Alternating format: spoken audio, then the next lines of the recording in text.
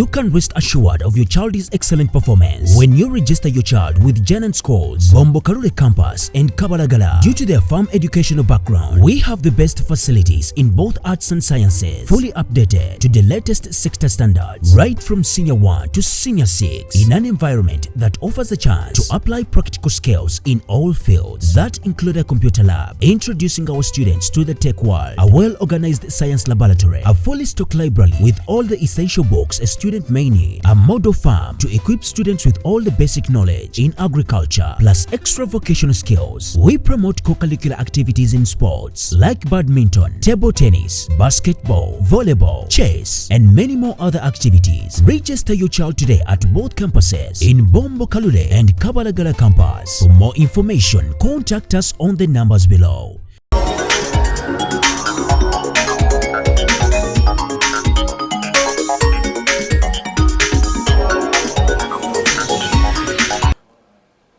Webukoledde ku makya ga leero ng'ennyirira empamu ze zikwaniriza okwetooloola bbugwe w'amasengere ssaako ne Bulange ng'abantu okuva mu bitundu ebyeggwanga ebyenjawulo bazze okufuna obujjanjabi obw'enjawulo ku bwereere.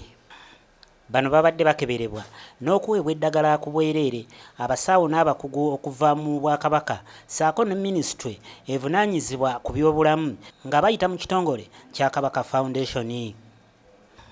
Kabaka asiimye mutabani we Omulangira Crispin Junju okuwaayo obubaka n'ategeeza ng'obwakabaka we buli obwetegevu ogenda mu maaso n'okukolaganira awamu mu nteekateeka ez'okulaba ng'abantu babeera balamu.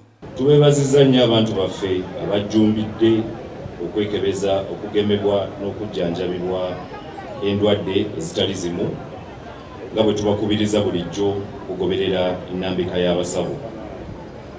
Tuddamu nate okukubiriza abantu okugenda mu maaso nga bettanira nnyo ebyo bye tubakubiriza ku nsonga z'obulamu. Ku mulundi guno essira tulitadde nnyo ku bulwadde bwa kkookolo kubanga kizuuliddwa mu nsangi zino nti abantu bangi bafa obulwadde buno. Ategeezezza nti kikulu abantu okwenyigira mu nteekateeka nga zino okulaba nga bagenda mu maaso. Olw'okubanga baba baluddewo okwekebeza n'okufuna obujjanjabi.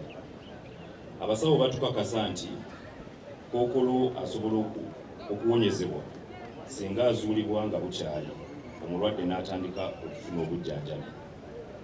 N'olwekyo obwakabaka nga buyita mu kitongole kyaffe ekya Kabaka Foundation buvuddeyo okuwagira kaweefube ono nga bwetabye wamu ne minisitule y'ebyobulamu mu gavumenti eya wakati.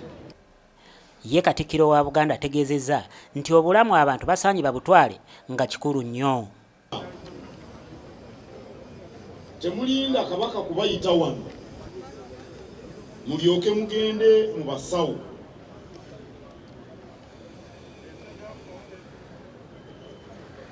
Oli yaŋŋamba nti otugamba bagende batukebere nga tetuli balwadde naye abasawo batwala ssente nnyingi.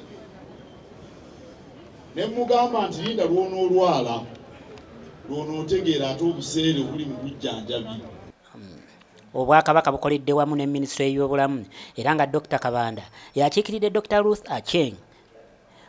Ono n'alabula Bannayuganda okukomya omuze ogw'okwejjanjaba nga tebannabagenda mu bakugu kubakebera. Nga bwe kikoleddwa leero nga bwe kizze kikolebwa ne mu nteekateeka endala zonna okwongera okwenyigira mu kaweefube olina okusobola okulaba nti tuyamba okusobola okukuuma abantu ba Buganda ate n'abantu ba Uganda okuba nga balamu.